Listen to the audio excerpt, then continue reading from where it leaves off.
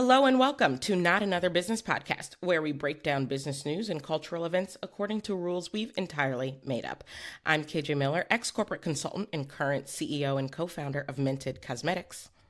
And I'm Daniela Dektar-McCarthy, ex-corporate lawyer and current general counsel at Ness. And fun fact, KJ and I have been friends since our Harvard Acapella days because we are that cool, folks. Disclaimer before we start the show, the views we express today are our own and not those of our companies.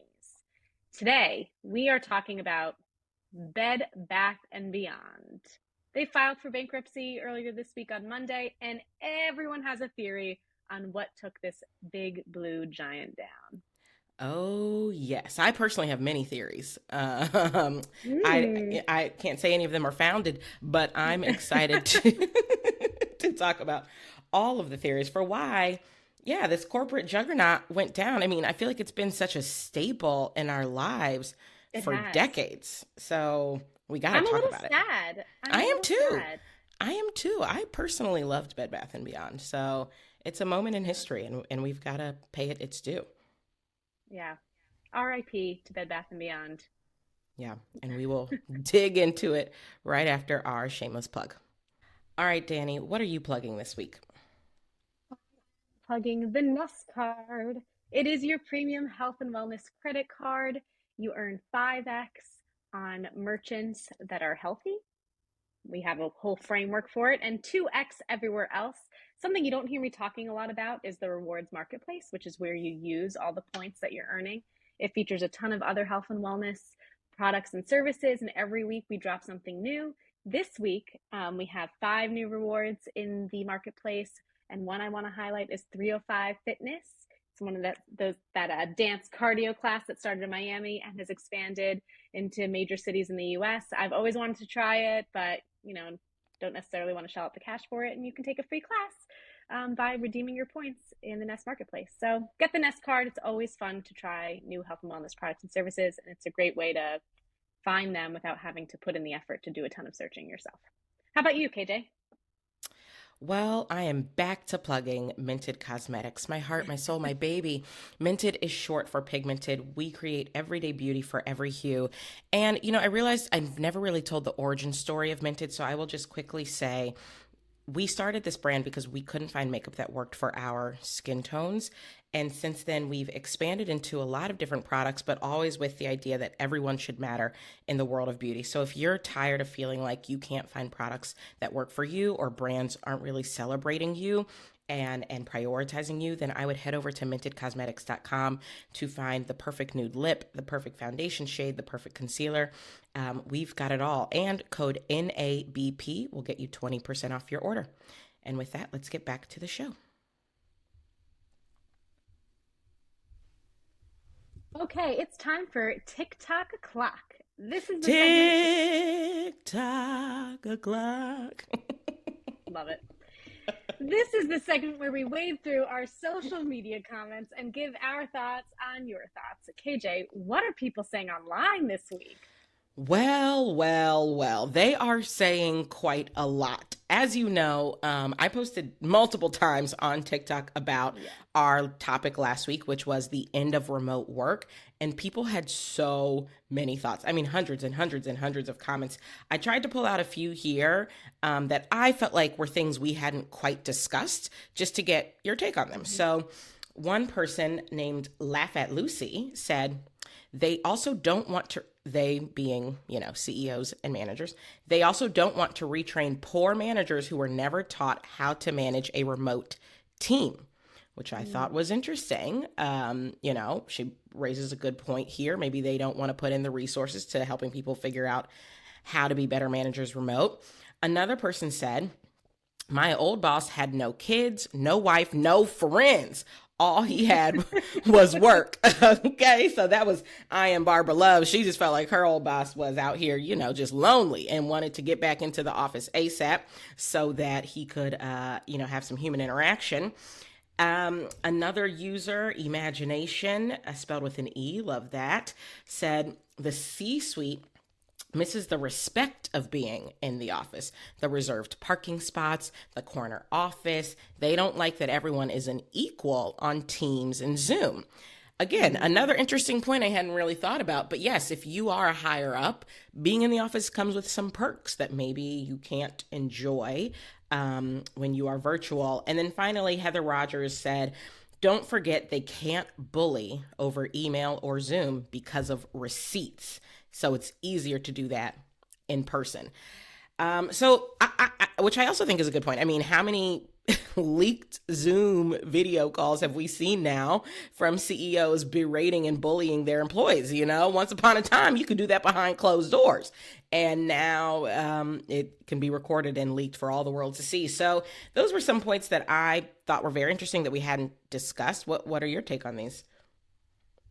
They're all fabulous points. I think I almost wish that the first point you made about not wanting to retrain managers were the reason, because that would indicate that CEOs care about training managers to Mm, begin with. mm-hmm, mm-hmm. And I don't know how many of the CEOs at the companies we've been talking about who are, calling for remote work, the big juggernauts, really think about how great is my middle management, how effective is my middle management. Right. I'm not so sure. Yeah. It could be. I think it's an interesting thought, but I almost think it's giving them too much credit. Um, definitely can see the. I almost think that these next two comments around the social life being work and only at work and all the perks that come with it are very real. Yeah. Like maybe it's not, again, giving CEOs a little bit more credit, which might be unfair to give. Maybe it's not warranted. I don't know if it's what they think they're calling people back for, but I do think there's probably the subconscious element of, missing the interaction and missing feeling special, right? It's kind of Mm-hmm. like when people tell you, you want to look your best because it'll help you feel like Mm-hmm. you'll be as productive as you look when you put on that suit, Mm-hmm. and I can see a version of that where, you are more productive, but it's not actually the case. You just feel better or feel cooler when you're in your fancy office Mm-hmm. and when you're chit chatting face to face. And, You there's know, an element of that. it's interesting because when I think back to our office, so the way our office was laid out was it was an open floor plan for all of the employees, and then Amanda and I both had essentially corner offices, right? Like we shared a little anyway, but we had our own, and mine was slightly bigger, so you could say that in terms of like perks of office life, I had the best perk because my office was the biggest. It had big windows, the sun was shining in. I decorated it in pink. It was girly. I put Beyonce quotes on the wall. It was a nice office, okay? And you can go to my Instagram if you want to see a photo. You'd have to scroll back several years, but it's on there. Um, and I got to tell you, I don't miss it. I don't miss it. It was very nice. When I first got it, I felt very excited, like, oh my God, my first office ever. But no, I don't miss it. That would be the worst reason to go back to being in office, so that I could be in my corner office by myself. Like I don't know. If that's the reason some of these people are doing this, yikes. I'll just say, I do remember when I graduated law school and I started working at my big New York law firm, the lobby was all marble or some fancy stone, Mhm. and it felt like important in some Mhm. way, Mhm. and my office had this deep orange wood that is kind of hideous, but like is a classic law firm orange wood. And it makes you feel a little important.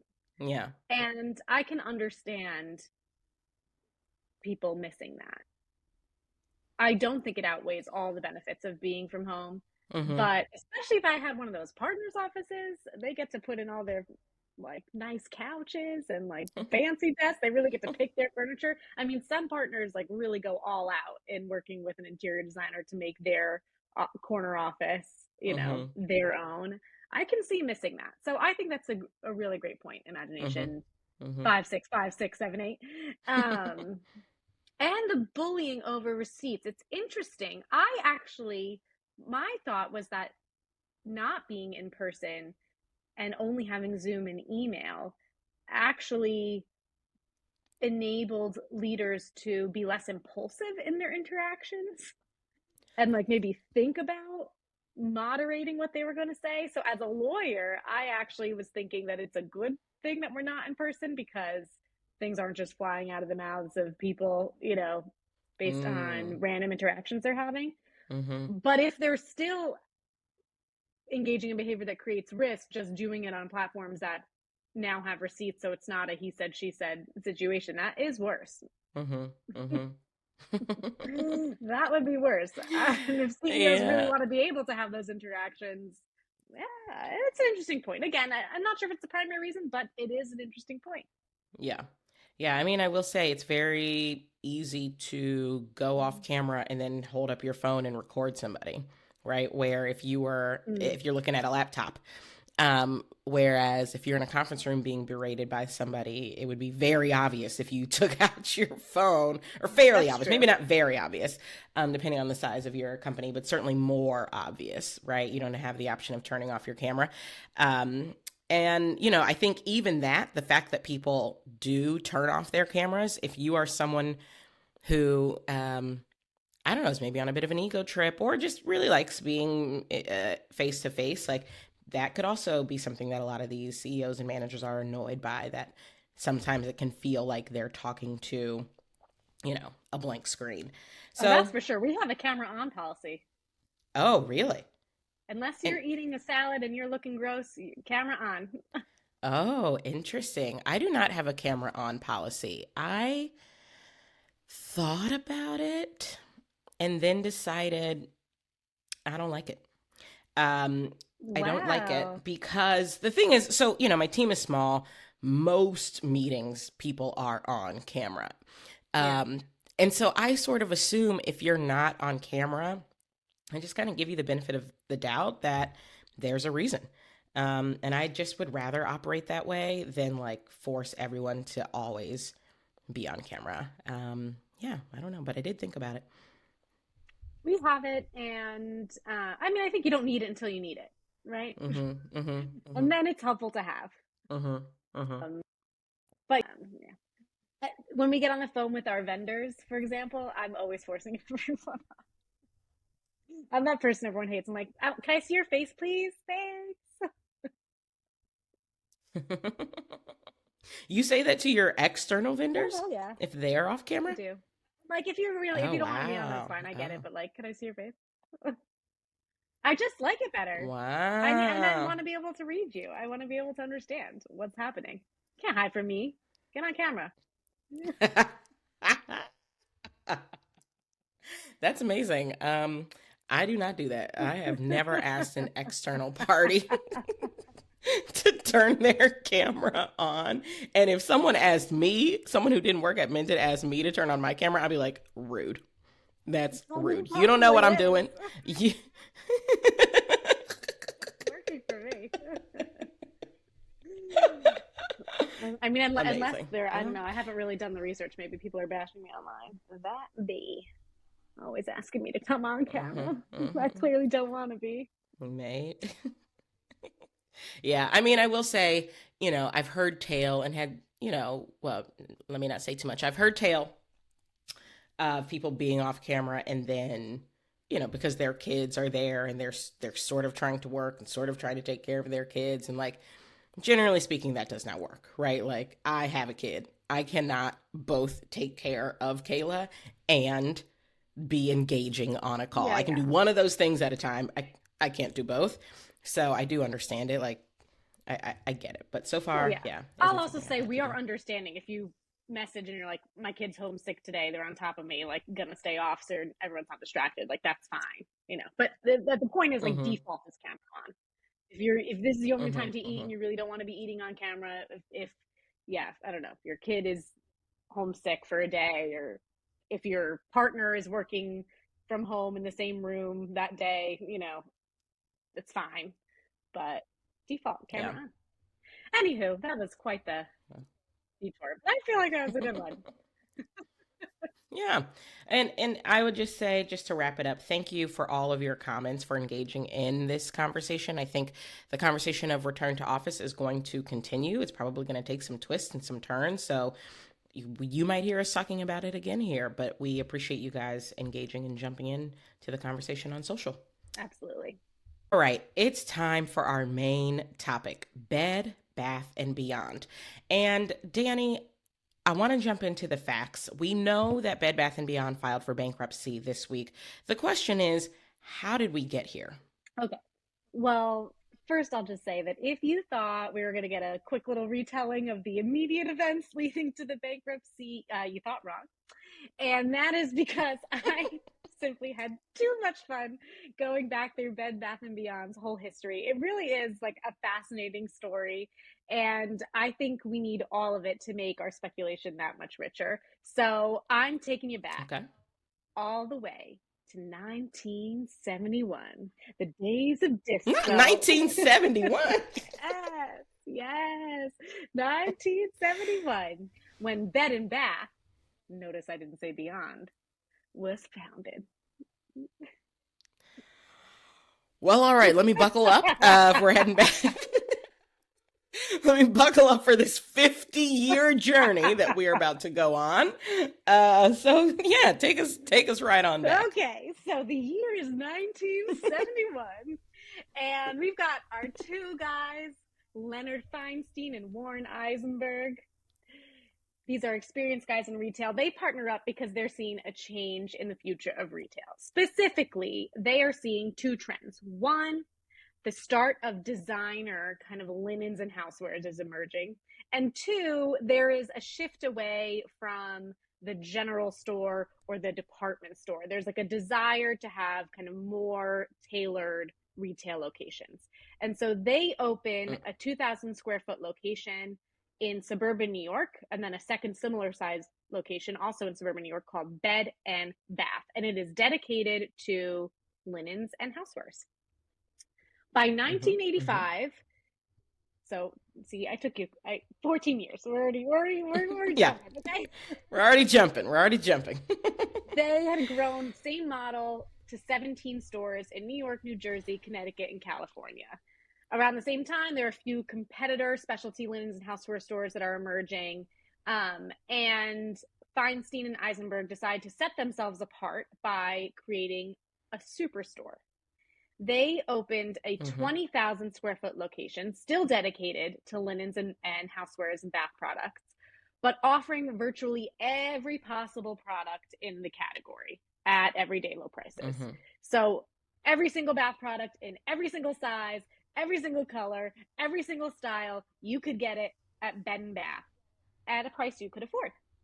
That was the conceit. And Okay. Bed Bath and Beyond, this is also around the same time that Toys R Us started. This is like the emergence. These two Mm-hmm. companies are credited with the emergence of the category killer, right? So if you need something in that category, you can go to that store and you'll be able to get it. So in 1987, they changed their name to Bed Bath and Beyond, right? Because they have Mm-hmm. everything that's in that category and related to it. And by Okay. 1991, they're opening 7 new superstores. And they've expanded into Illinois, Maryland, and Florida.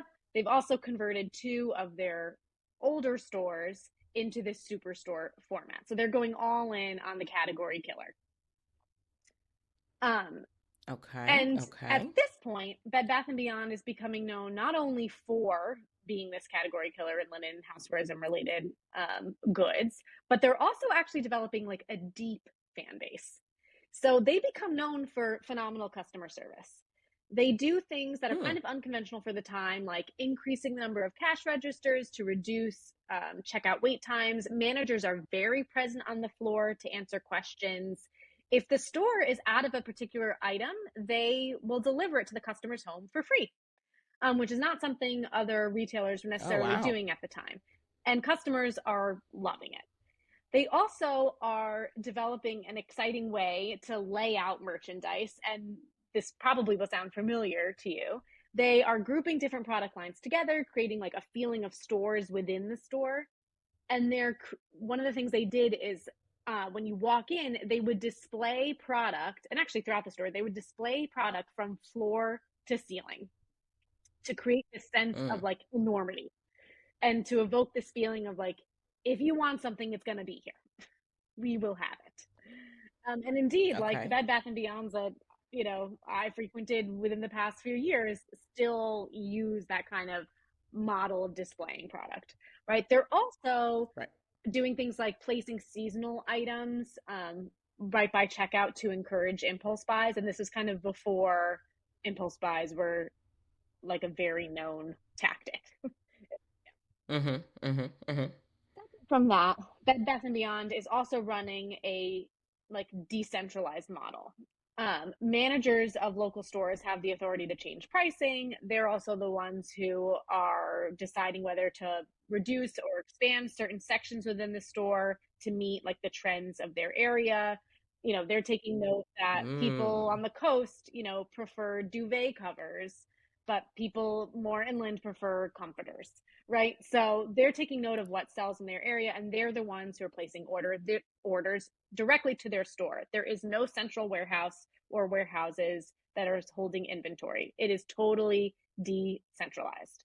And at this point, Now that is yeah, interesting. I did not yeah. realize that about Bed Bath and Mm-hmm. Beyond. Um, and I do know other retailers have tried that model. I think actually for a time, Target was this way. I don't think they're this way anymore. Mm-hmm. And I don't know that they were fully decentralized ever, because that is really, really difficult to run a company that way. But that's interesting. I didn't know that about Bed Bath. Yes. Well, I will also say Bed Bath & Beyond is not this way anymore either. I mean, prior to their bankruptcy state either. It's not this way anymore either. But in the early 90s or the late 80s, early 90s, this was working for them. And it Mm-hmm. helped them keep, Okay. inventory costs down because apparently the managers knew their customers best and they were making orders directly. And this decentralized model was helping them thrive. So 1992, Bed Bath and Beyond IPOs, and they're a Wall Street favorite. Growth and earnings continue to rise throughout the 90s. By 1999, sales exceed 1 billion. And in 2000, Bed Bath & Beyond has 311 stores in 43 states. And by the way, the company has achieved all this expansion with zero debt and very Wow. little in paid advertising costs. So it's in the Wow. 90s that Bed Bath & Beyond takes a kind of unique approach to marketing. And they introduce the Big Blue 20% off mailed coupon. And the origin Mm-hmm. story of this, Mm-hmm. and we all know it well, right? The origin story of this I found really fascinating. There's actually a 2020 New York Times article, or that's just a verbatim capture of the interview. What is that? A script? What is that called? Mm-hmm. What's it called? What a Transcript? transcript? There you go. Thank you. A transcript of an interview with the founders and some of the people who were involved in marketing at the time. And the reason why they went with this 20% off mailed coupon, in part, was because they did not want to have to keep track of like what product was on sale at any given time. Like, they just didn't want to have to manage a Mm. system like that. All they cared about was, we want you to be compelled to come into the store, because once you come into the store, you're going to find a bunch of things that you maybe thought you needed and then a bunch of things that you didn't need. And that's all we care about. And we don't want to have to Right. manage a system that, we don't want to have to manage a system that says this product is on sale until this date and then that product is on sale until that date. We just don't want to deal with it. So we're just going to do one flat Yeah. 20% off coupon. It's going to have an expiration date, but remember, we're customer service first. So if customers are coming in with an expired coupon, it doesn't really matter. We're going to give them the 20%. It is Wow. working for Bed Bath & Beyond. So, okay, let me just recap here Yeah. because we've covered a lot of ground. So, we're in the 2000s now. So, basically, these guys sort of help invent the idea of what you said, the category Yes. killer, which is coming off of the heels of the department store, the general store, where you would walk in and buy every sort of thing, whether it's housewares or apparel or makeup or perfume. And instead, they said, actually, people want more selection of a specific category. And we can do that if we focus on that category. So that was their model first. Let's focus on bed, bath, housewares, that sort of thing. And they differentiated themselves from their competitors by then going into superstores. Mm-hmm. So, like big, big, big, big, giant stores, the 20,000 square feet locations, so on and so forth. And then differentiated themselves even further by introducing this, the coupon we all know and love, the 20% off coupon. And they did it literally because they just didn't want to be out here managing promotions. Correct. if I'm Correct. understanding you correctly. Okay, all right. So that brings us to 2000. By this point, they've IPO'd. They're doing a billion in sales. It's all going smoothly. All right, so that covers their first 30 years. Now we're in, the new millennium. What happens next? Right. So, I mean, Y2K, nothing to do with Y2K. But anyway, um, at this point, Bed Bath & Beyond is all about the acquisitions. Okay, so 2002, they Okay. acquired beauty retailer Harmons, which they still own today. 2003, they acquire holiday chain store Christmas Tree Shop, which I remember Mm-hmm. when I saw Christmas Tree Shop, I thought it was a joke. And then I was like, this is the biggest joke, like physically, I've ever seen. Like, what is happening? But people love Christmas Tree Shop. I didn't realize it was a real thing. And Bed Bath & Beyond owned it for some time. They do not own it anymore. 2007, they acquire Bye Bye Baby. Some interesting facts around that acquisition we might want to get into later, but for now, we'll just leave it that they Mm-hmm. acquired that company. 2012, they Mm-hmm. acquire Linen Holdings, which owned Linens and Things, which was one of the main competitors to Bed Bath & Beyond over this kind of Mm-hmm. 30-year period, and Cost Plus Mm-hmm. World Market, which was kind of like a tchotchkes art type store. Yeah. Um, Now, by 2015, Target, Walmart, Amazon, they're all emerging as go-to cross-category retailers. And other big box retailers like Circuit City, remember then? Caldors, remember then? Yes, I I have do. such a warm feeling when someone says I no, Caldors. I do Oh, yeah. I don't know. I think I just went there as never a heard child of a it. lot. It was a store like a Target or a Walmart, but just like less successful. And Linens and Things, which Bed Bath & Beyond had acquired, they're all kind of folding or shifting to online operations only, right? So Circuit City doesn't exist anymore. Mm-hmm. Caldors Mm-hmm. doesn't exist anymore, right?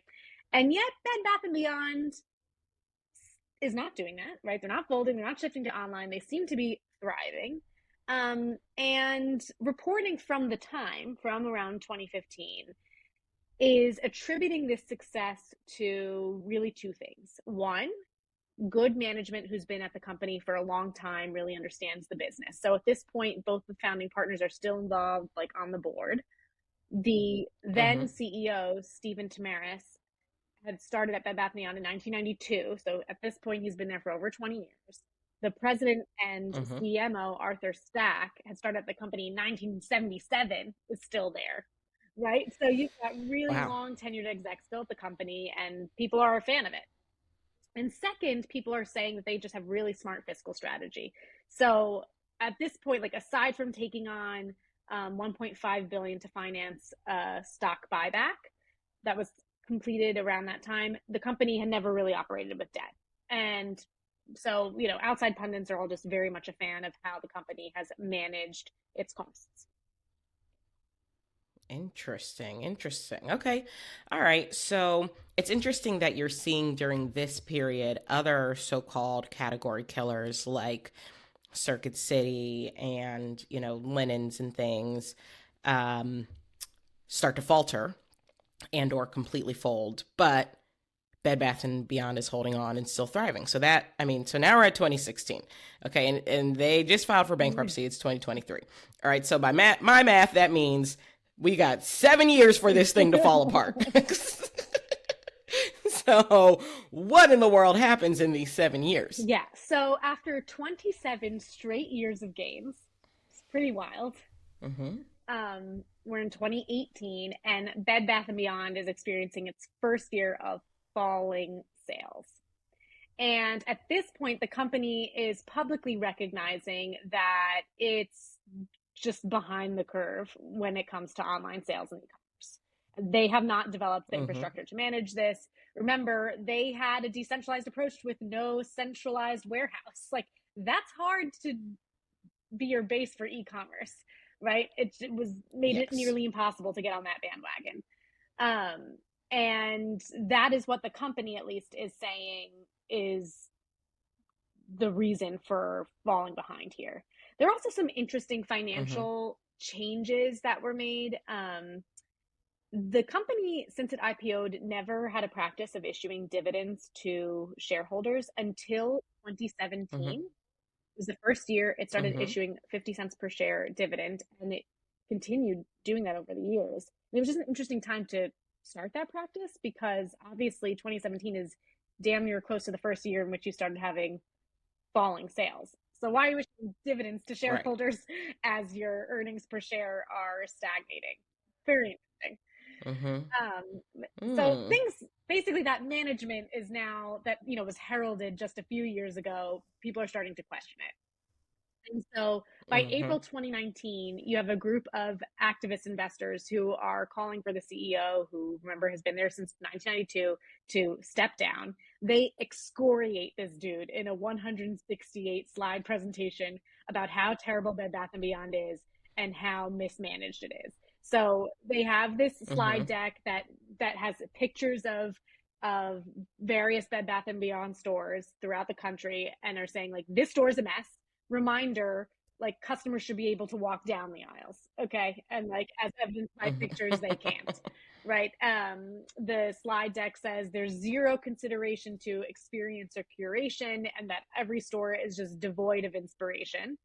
I think one slide focused on the number of just garbage cans like that are being sold, but just Mm-hmm. that like it no matter where you turn in a store, you just see like wall to wall garbage cans. And like, is that what people really want? Like, I think it said garbage cans galore, right? Like this is not inspiring anyone.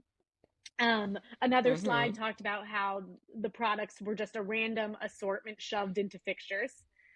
And then they specifically attack leadership and executive pay and say that Bed Bath and Beyond executives are receiving best in class pay for worst in class performance.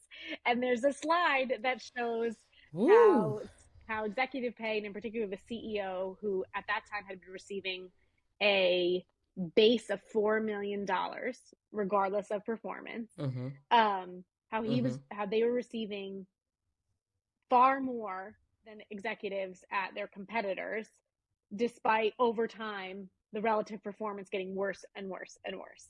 So the activists are done. And yeah, go ahead. Well, here's the thing that I just would like to interject Yeah. here that is just so wild to me. These people gave you almost 30 straight years of growth.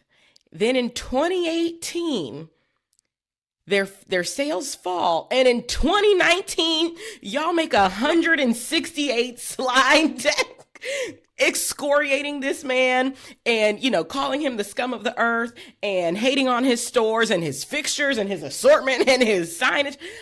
After 30 years, it just goes to show this is my problem with capitalism. Okay, I'm I'm a businesswoman at heart, but I'm not a capitalist at heart. Like, I like business, but I don't like the way, I mean, just like the markets will turn on you in on a dime. On a dime. 30 years of growth, one bad year, and now y'all got to make a 200 slide deck about me? That's wild. Like, it just is. I'm sorry. That to me is wild. And but it's also very common. Almost every big company has gone through this where some activist investor decides, "Oh, you're not doing what you should have been doing, so I am going to like ream you out publicly. I'm going to go on Squawk Box. I'm going to talk to everyone who will listen about how terrible you are." It is just, I'm sorry. I personally find that to be wild. The slide deck itself is very entertaining. Right. If you want to go read it, it's out there publicly available.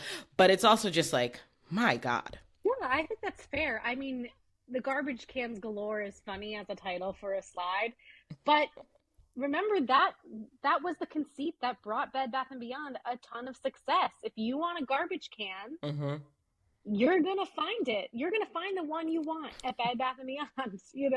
You're gonna find the Yeah. silver one, the black one, the white one. You'll probably find the purple one. You're gonna find the short one, the tall Right. one.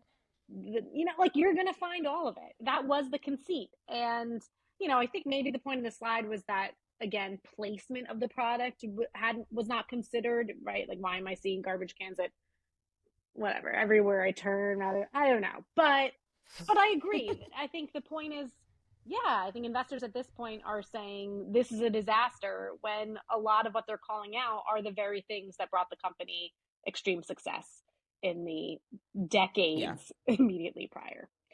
Anywho, Right. activist investors get what they want. And in May 2019, the CEO is out. By November 2019, they're bringing in a new CEO, Mark Tritton, who was previously the chief merchandising officer at Target. So now he's in. And he makes a bunch of expected Okay. moves. He's closing underperforming stores. He's cutting staff. He said he's going to invest in technology finally, right? Like, can't avoid it anymore. And then he's making Mm-hmm. one big swing for Bed Bath & Beyond, which is he wants to introduce private label brands, which Bed Bath & Beyond had Okay. not been doing at this point. But this is kind of his wheelhouse. He had launched Mm-hmm. 35 private label brands when he was at Target. And this Okay. is what he wants to go all in on. In October, he's saying that he wants to launch 10 private label brands in Bed Bath & Beyond in 18 months, which, based on the research I've done, is a very short That's period a of time. Yeah, an extremely short period of time. I would expect you to launch one, maybe two private label brands in 18 months. Even bringing an entire brand to market in 18 months is like a pretty big undertaking if you want to do it right and you want to do it well. So 10 is that's wild. Right. So this is what he wants to do. And remember, this is 2020. So now we're in COVID. So, you have store shutdowns, all that stuff. I think I read something that other similar stores had been declared essential, but Bed Bath & Beyond had some trouble. Like, not all of their stores were declared essential. So they had some issues with closures more so than, others who were Mhm. competitors. Um, and on top of that, supply chain is a mess for everyone, right? So Bed Bath & Beyond at this point is scaling back on products that have been their staples, like All Clad, in order to scale up on these new private label products.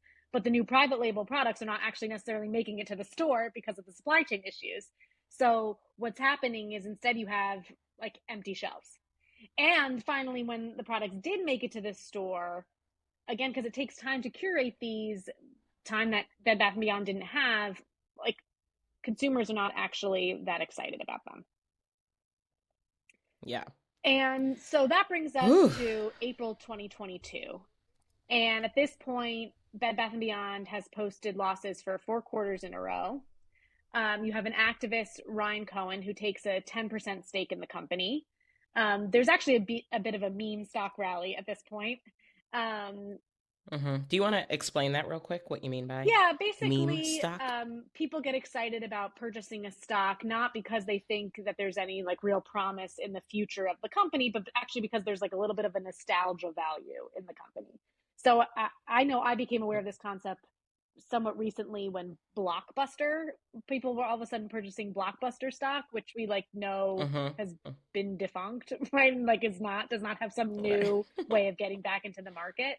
So that's what's happening. People, people are learning of Ryan Cohen taking an activist stock, and they're not necessarily seeing the future, but they just have this nostalgia value for Bed Bath & Beyond and think it's kind of funny. It's like ironic stock purchasing, Mm-hmm. right? Okay. So it has a bit of this rally. By June 2022, Mark Tritton, who just joined a few years earlier, is out. This private label thing is not working. And then, interestingly, in August 2022, so this is just 4 months after he's taken a 10% stock, Ryan Cohen pulls all of his shares out. He bails. Okay. Whatever his plan was, he bails. And other Mm-hmm. investors do the same. And within just 2 days, over the course of 2 days in August, Bed Bath & Beyond loses 60% of its value. And things are just really not looking good. Then there are some like other interesting facts. So, they start announcing store closures, they start announcing layoffs. The CFO dies by suicide after having been recently named Mm. in a class action fraud lawsuit, which asserts that he and that activist investor had engaged in a fraudulent scheme to artificially inflate the price of Bed Bath & Beyond publicly traded stock. Right. So that's kind of Ooh. not nice details around the company. Um, Right. and Right. so now we're in January 2023 of this year, and the company publishes a filing with the SEC that says it has substantial doubts, quote, substantial doubts, that it can continue Mm-hmm. operating. A month later, February 2023, it enters into like a super bizarre financing transaction that is extremely, extremely complicated, but I highly recommend reading Matt Levine's Money Stuff. He has two newsletters kind of dedicated to what this transaction was.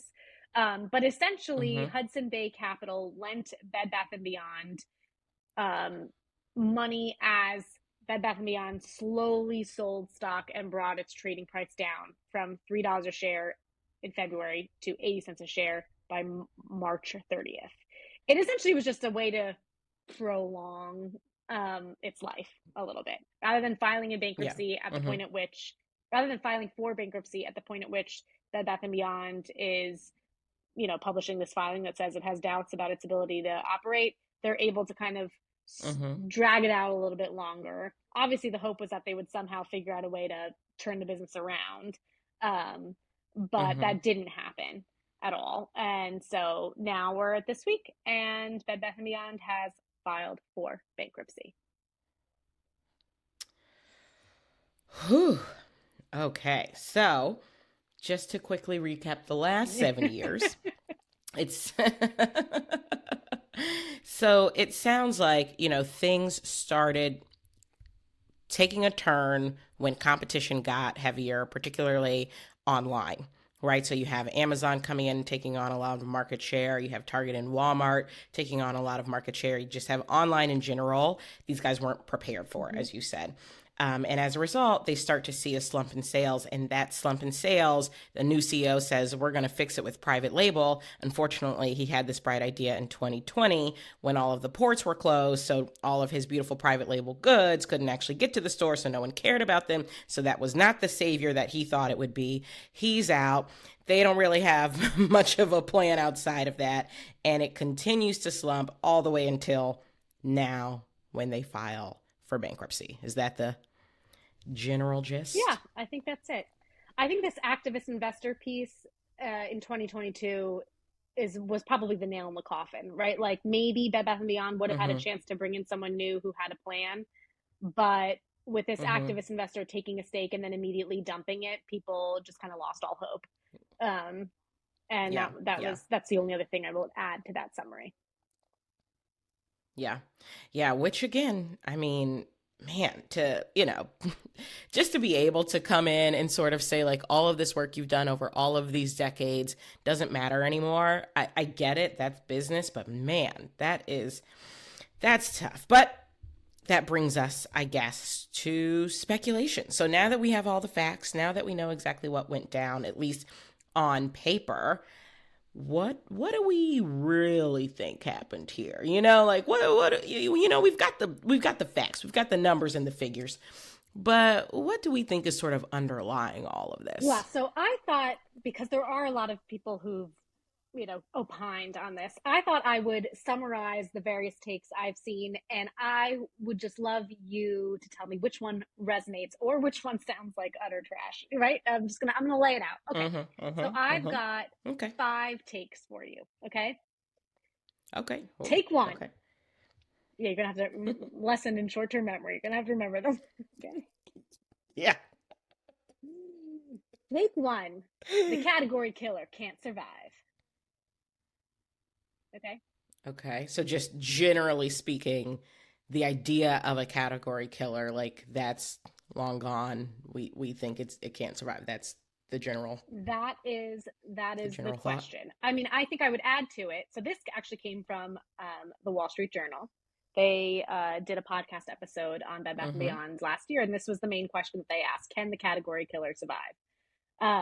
I think what some nuance I would add to it is: can the physical brick and mortar store category survive? Right? I mean, that is the point, right? Because you Mm-hmm. have online retailers like Amazon. Amazon is, in theory, a cross category killer. It has everything, right? Like, it doesn't need to be bounded at Mm-hmm. all, right? And Mm-hmm. that was part of the innovation of Bed Bath and Beyond was, Mm-hmm. if you want a bath product, if you're going to your department store, your department store has to carry all these other categories. So you're not necessarily going to find the bath product you want in the department store.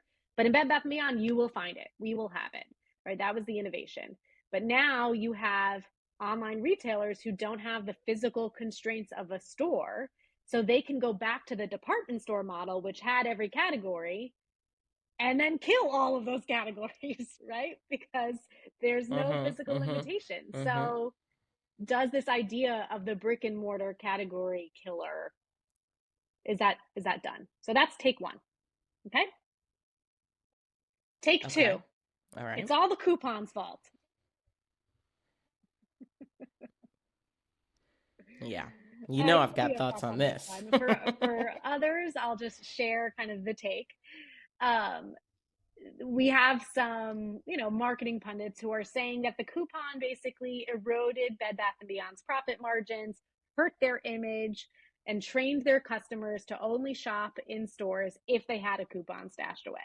And that this made it much harder for Bed Bath and Beyond to sell merchandise at full price, and created this perception that in fact Bed Bath and Beyond's like sticker prices were overpriced, and that all of this led to its inevitable downfall because Bed Bath and Beyond ultimately couldn't pivot away from that coupon and couldn't, realize the full profit margin on its goods. Okay, so that's take two. Okay, Mm-hmm. take Okay. three: death by stasis, also known as if you don't innovate, others will. Right, and here folks are just Mm-hmm. saying if Bed Bath and Beyond was going to survive, they need to do something probably 10 years ago to put themselves on a new path toward a new model that would have given customers Mm-hmm. something unique, but they didn't, and they remained complacent with the things that were working in the 1980s, right? Because their model hadn't necessarily innovated too much, right? Like the one innovation they introduced between 1985 to now was the coupon that came in the 1990s, and then really since then they haven't changed anything. They've acquired new brands, which is a legitimate means to growth, but haven't necessarily changed anything about the way they do business. So, death by stasis. Yeah. Okay, take four: acquisitions aren't always the answer. So in this take, it's really like, yeah, acquisitions can't be your only. I would say it's tied, similar but a slightly different flavor. Acquisitions can't be the only way that you're going to achieve growth. It turns out that all those acquisitions in the 2000s actually weren't necessarily so successful. And worse, actually, some of them may have been motivated Right. by conflicts of interest or nepotism. And specifically referring to Bye Bye Baby, which was acquired for 67 million. It was apparently founded by the co-founders' two sons, Leonard Feinstein's two sons. And, as part of that deal, it paid off 19 million of Bye Bye Baby's debt, which was held by the Feinstein family. Okay, so, interesting. But I will say Bye Bye Baby is one of the brands that it held Right. on Right. to. Its acquisitions of Christmas Tree Shops and Linden Holdings, those were respectively acquired for 200 million and 105 million, but then sold in 2020 for collectively 250 million, like that plus a distribution center. So obviously, like it's not great return on that. So just like, oh, and I will say Right. Right. Harmons, Right. which it still owns, when it acquired Harmons, there were about 30 stores nationwide. Now there are 20 stores nationwide. So that's not like a brand that's necessarily growing. Okay. Yeah. And then I would say the last take is in the most recent years, just financial mismanagement, spending too much on stock buybacks and like not understanding how to manage debt once it finally actually took it on.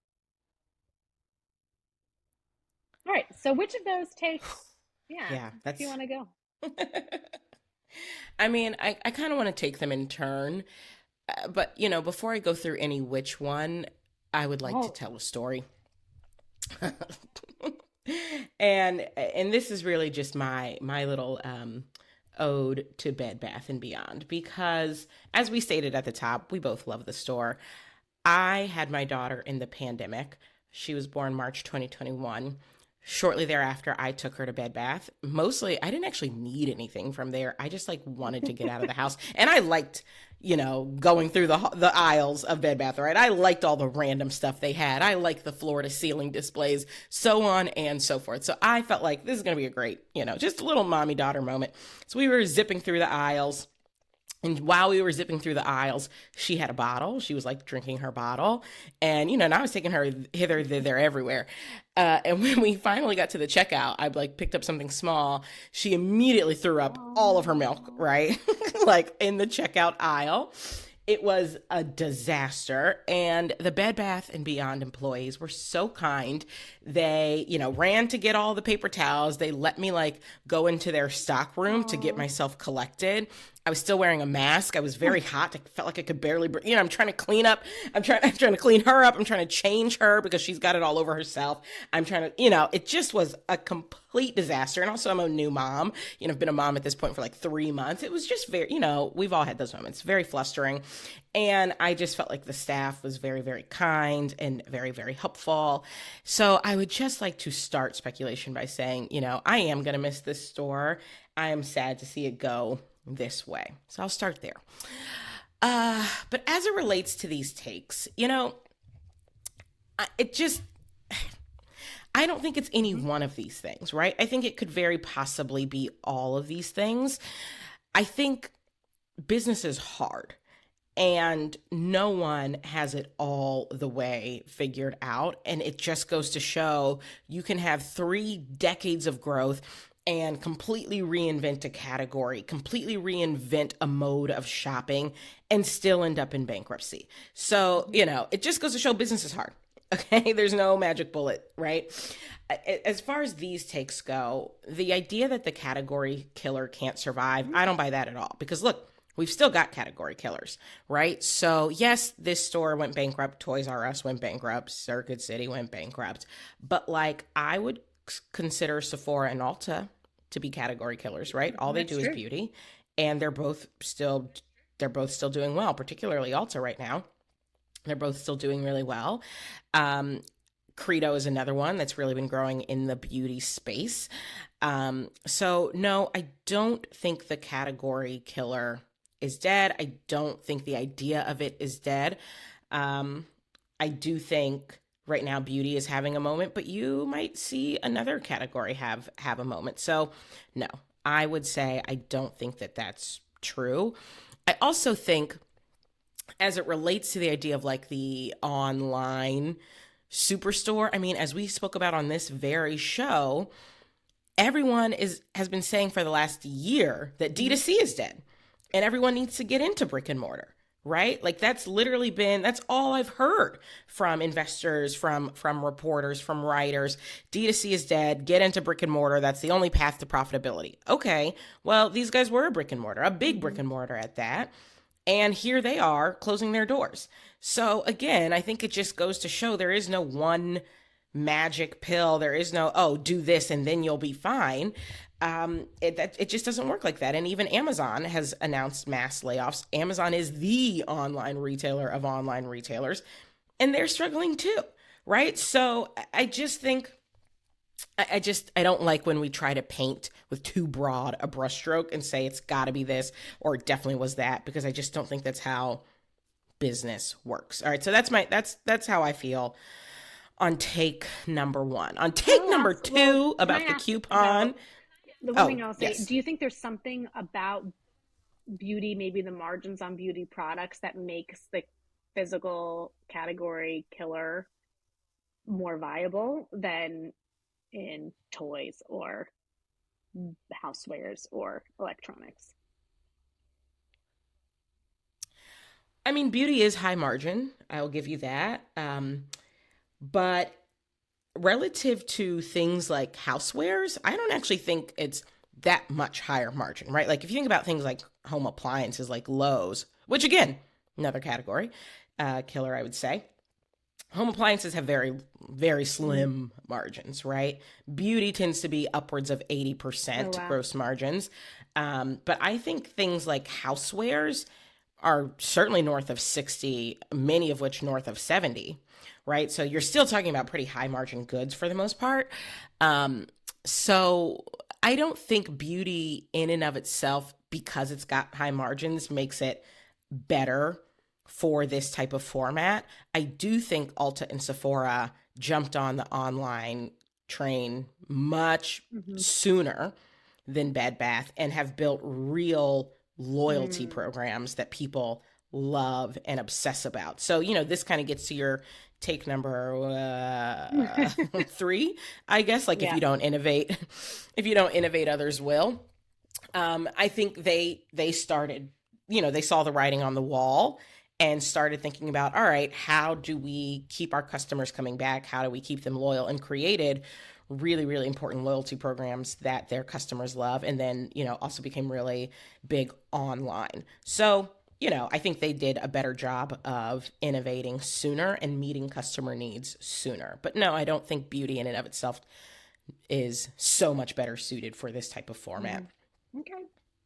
Yeah, I mean, I think for me, the most compelling one, although I agree with you, it's not any one of those things, but the most compelling take is the innovation piece, which is kind of feels like a little bit of a duh. But w- going through that history of Bed Bath and Beyond, it did feel like actually they were ahead of trends for the first 30 years of their history, right? Mm-hmm. They were identifying, Mm-hmm. oh, there are new designer linens and products coming out. Let's create that store, right? People want specialty when they Mm-hmm. didn't get specialty before, right? Then they're identifying, wait, people get really upset when they leave the store and aren't able to find the like exact product they want. Let's make sure they leave and they have it. Oh, and you know what? We can innovate on customer service by shipping things for free when we don't have it, right? Like they were doing unique things. And at some point it seems like maybe hindsight is 2020, but at some point it seems like that kind of stopped, right? Um, Yeah. Yeah. Yeah. And well, and I would just say, generally speaking, I think the answer when you see companies start to falter is that they weren't innovating. And even innovating sounds like too much of a buzzword. I think it's more that they weren't following their mm, customers' leads, right? Like your customers generally are going to tell you what it is they want, right? Like when everyone started moving online, that should have been a pretty big, bright red flag for them that they also needed to right. move online, right? I don't even know if going online could be considered innovation, Yeah. right? Like when literally everyone was going. But it is, meeting your customer where they are and like really listening to your customer. And I think when you start to see companies do a bad job of that is when you start to see them falter. Now, I do just want to give my thoughts on Take Two, this coupon, and I have already shared my thoughts on TikTok, but I'll share them here too. This is the take that I just find to be very lazy, honestly. I think this is the thing. It's the easy thing to point to because we've all used the coupon, seen the coupon, been mailed the coupon many, many times. So to me, this feels like the easy like thing to point your finger at. But I actually think their coupon strategy is probably what kept them in Hmm. business for as long as it did. I think it was smart. Now, from a margin perspective, what I don't know, and I haven't actually seen any articles dig into this, I'm not sure about. But typically, at a retailer, at least the retailers where we sell, Minted sells. When there's any sort of markdown or any sort of sale, the brand participates in covering that Mhm. dollar amount, which is why the markdown is for a specific period, right? And we agree to that ahead of time. So, like, for example, Ulta does every year, twice a year now, 21 Days of Beauty. That is a big, big promotion for them. And months in advance as a brand, which days of that 21 Days of Beauty you'll be participating in. You know what the promo is, and you know what your contribution of that promo will be, right? And so these promo calendars are planned out many, many, many months in advance, and you as a brand, you budget for that. We put it in our budget. Okay, it's 21 Days of Beauty. I think this past 21 Days of Beauty, our promo was, I forget what we did. We may have done like 50% off lip liners or something. Whatever it was, we helped cover the cost of it. If I think about the Bed Bath and Beyond coupon, I would have to assume that they are asking brands to cover some of that spread, that discount that's being taken, whatever the 20% is. But I do think it is much harder for a brand to Right. budget for that if you don't know what percentage of people are using coupons and when. And I think that probably does make it a little bit tougher. So I can understand how, from a margin perspective, if brands were not helping to cover the cost of those coupons, you could see some margin erosion, but I would find it very hard to believe that brands were not helping to cover the cost of those coupons. So, one, I don't think the margin erosion point is nearly as compelling as some of these writers want us to believe it is. And two, everyone has coupons. Like I think about like, and they don't all call them coupons, but everyone has some version of this get a percentage off on a fairly regular basis, right? Like Target Circle, I don't even know how Target Circle works. I just know that when I am on the app, it tells me you have X number of dollars you can apply to this order, and I apply it, right? So everyone has it. To me, that feels like a cop out, lazy thing to try to blame Bed Bath's downfall on. I don't buy that. Yeah, I agree. And I do think there's something to the fact, well, actually, I guess this writer says two things that are a little bit contradictory because they say that, you know, people are only actually coming to the stores when they have the coupon when they have a coupon to shop with, right? Because they're not going to go if they don't have one. But at the same time, we all know that Bed Bath & Beyond like honored the coupons always, right? Yeah. And people knew that and expected it. And that writer talks about how they knew that and expected it. So, you were never going to have someone paying full price. Well, those two things are directly in conflict. Were you only coming to the store when you had a coupon, or did you know you'd always get the discount? And so it didn't matter if you had a coupon, right? So even the internal logic of the argument didn't really make sense. So I agree. It's all the coupon's fault. That's not the reason. No. No, that's not the reason. And then, just on the acquisition piece, I mean, we've spoken about on prior episodes that at some point when you reach a certain size as a business, acquisitions really do become an important part of growth. I would agree with the take that they shouldn't be your only source of growth or innovation. But I don't know that you can say, oh, because some of the acquisitions they didn't work out as well, like this was a terrible losing strategy. It is a known corporate strategy to achieve growth via acquisition.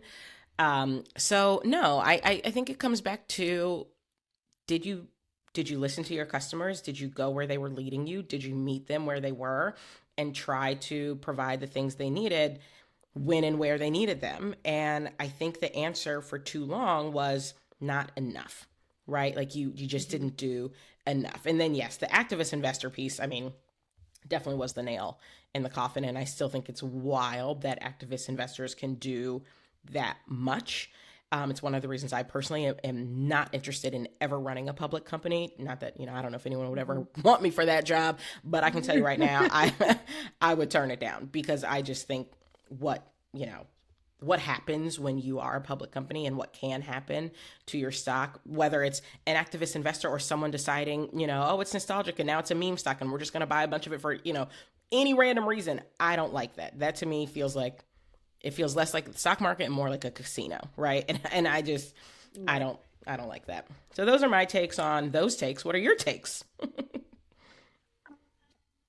Yeah, I think, as I mentioned before, the innovation, if there is one leading cause that that feels like that's the one. But I do want us to discuss that a little bit. The question that I have is, how do you know, as the leader of a company, when pain is pain that's worth going through, i.e., like an investment that will have returns, versus operational burden that you should indeed avoid? And I ask the question because if we think about Bed Bath & Beyond's story, they didn't want to deal with, or at least in part, they didn't want to deal with an inventory system. So they just operated in this decentralized fashion, right? I mean, I think they also thought, they truly believed they were saving on inventory costs by not having a centralized warehouse. But at least the story goes, in part, they didn't want to have to set up like the system to manage it, right? They didn't want to deal with setting up a system to manage product specific sales. So they did this big blue coupon, right? And it sounds like some of these things later on ended up biting them because now they don't have the systems or the technology to pivot, right? And to be able to go into online sales. They don't have that inventory system. They're way behind, right? And, to the extent that maybe some of this coupon stuff was eating into margins, like they don't have an infrastructure to pivot away from it, right? Like, Mm-hmm. how do you know? And maybe you just don't, and you have to take best guesses. But like, Mm-hmm. how do Mm-hmm. you know when, if you're avoiding something because it feels like that's going to be too much of a burden to set up, like whether that's going to hurt you in the end, you Yeah. know? It's a good question. And I will say, I I tend to think that most businesses and most business leaders learn lessons the hard way, right? You learn via things going wrong for a long enough time that like your current process isn't working. And then the question Mm-hmm. becomes, do you have enough runway? Do you have enough cash on hand to course correct? And so, if we look at all of the 30 years where these guys were growing, they certainly made mistakes over those 30 years. They certainly did some shit that didn't make sense. But the cash on hand allowed them to course correct before it became an issue that took them down. We didn't spend a ton of time talking about the debt that they took on in their, later years. Mm-hmm. But what it reads like to me is essentially they didn't have enough time to course correct. They could have course corrected, right? They have enough brand love and brand loyalty. There are still millions of people probably today shopping at a Bed Bath and Mm-hmm. Beyond, right? So it's not that all of a sudden overnight nobody cared about the brand anymore. It's that they didn't have enough cash on hand to course correct. And I think like that dance is such a delicate one. It's one that, we're doing now at my company is trying to fix certain things before we run out of money. I honestly, that to me is kind of the whole dance of business, right? Like, Right. like there's some things you do really well, and then there are some things you do fairly poorly. And then the question is, do you have time to fix the things that aren't going well? And sometimes you do, and sometimes you don't, and I hate that these guys ran out of time because I really did love this store and it is quite nostalgic, and I don't currently have a replacement for it. I guess Target and Walmart, and I love Target, but it's not, it is different. So I don't know if maybe there are business leaders out there who are just far smarter than I am and who always know like this is the exact right time to put this amount of money into this investment, or this is the exact time that we need to move on and do this. But I think most of us learn things the hard way. So yeah, I don't know. That's my take. I think that's fair. I mean, the essence to any like strategy is prioritization, right? And the whole reason why you have to prioritize is because you can't do everything all at once. Right. So, and sometimes you get the prioritization wrong, and something moves up on the list because you felt a little pain um, that didn't exist previously. Right. Um, so it sounds like maybe Bed Bath and Beyond was a little slow in realizing that priorities should have shifted, but it's not crazy that they um, made the choices they did over the course of their 5-year history to not build a complex inventory management system and not build a tracking system for brand specific sales, Yeah. product specific sales. Okay, is there anything else you want to get off your chest with Bed Bath and Beyond I mean, no, before we go to our verdict? I think we can go to our verdict. I feel like I've said most of what I've wanted to say about this, this retailer, RIP. And I guess my final verdict is, yeah, for me it really is just a bittersweet reminder of how difficult this thing we call business is. It is really hard. You can be really smart and really successful, do a lot of things right, and still end up bankrupt. Right. Yeah. And it's a bittersweet reminder, but also as I think about some of the challenges my company is facing and has faced, it's also just in some ways comforting to know that no one has it all the way figured out. So yeah, I guess that's that's my verdict. What's yours? Yeah, I think it's a good reminder that the only constant is change, and that's true in life, and that is true in business.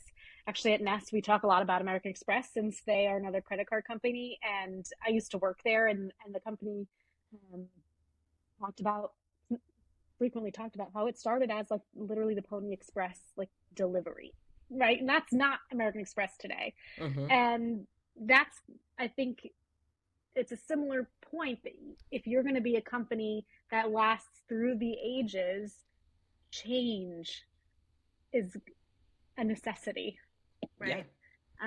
And sometimes you don't do it fast enough, and sometimes maybe you don't change in the right direction. But the only way you will stay relevant is if you figure if those things do happen, that you do change at the right time in the right way. Yeah. Well, there you have it. Okay, it's time for Judge and Jury. This is the segment where we dive into a business leader's recent decisions and decide if their decision displays good or bad judgment. This week, we are talking about Elon Musk and Twitter once again. And his recent decision, his recent announcement that Twitter search will no longer be available publicly, which is to say that you will be prompted to sign in if you want to search Twitter's various tweets. KJ, do you think this is a good or bad decision? You know what? I didn't know how I was going to respond to this until you asked that question. But I think this might be Elon Musk's first good decision as CEO of this company.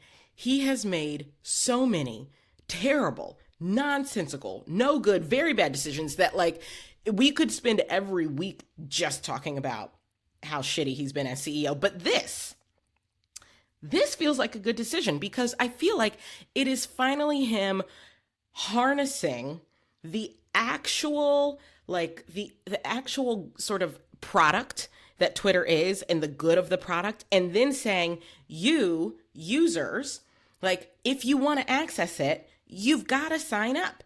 Not you need to pay us $8 for a blue check mark you don't give a shit about, but you do need to actually sign up as a user on our platform if you want to access the product itself. That to me is a good move. It makes sense. Like you're not, it's not even that big of a thing you're asking for, right? I mean, some people hate, creating logins and whatever, but it's not that big of a thing you're asking for. But the value to Twitter of having all of these registered users, obviously, like as a social media site, your value is your user base. So saying, Right. look, we're not going to give away the goods for free, you've got to give us your email address and like actually log in here if you want to access all of this amazing content that we've been amassing for the last decade.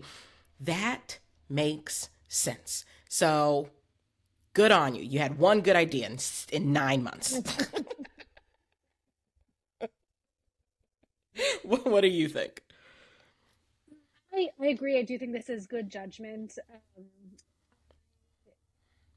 Think that not only will it maybe encourage people to sign up who are used to reading Twitter, who maybe have previously been signed up, but also for example, I never tweet. I did have to create a Twitter account back in college, actually, when we were having some series of classes where people were giving presentations, and everyone in the class was meant to tweet their reactions to the presentations as they were going on. And so I Interesting. definitely have, I know. I have a Twitter account that I never sign into, and maybe this will actually get me to sign in, which will help if there are others like me, will help Twitter show that they actually have an active user base, right? And it's not that I wasn't actively reading it, I just was never signed in. Now maybe I'll go figure out what my old password is and sign in, right? So I think, not only will it potentially help increase user signups, although of course people have already figured out a way to circumvent this, but it could also show better, active engagement, which companies always want to show. So I think, agree. Good business decision, Elon Musk. Finally. Congratulations. Yeah. All right, folks. Well, that is it for this week. As always, we hope you are loving the show. And if you are, take a moment to leave us a 5-star review and to subscribe. And be sure to follow us on social. I am Danny_D_MC on TikTok. And KJ is I am _KJ Miller.